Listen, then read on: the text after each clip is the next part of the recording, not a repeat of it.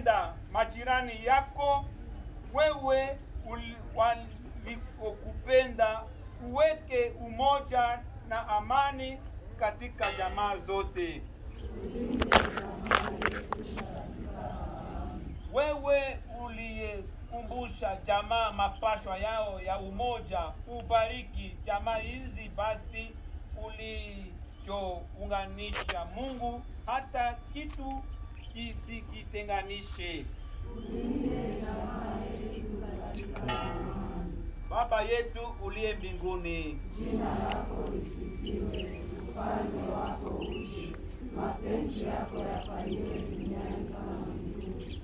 Utupe leo chakula chetu cha kila siku, utusamehe makosa yetu kama tunavyosamehe waliotukosea, usituache kushinda na vishawishi, lakini utuokoe katika maovu.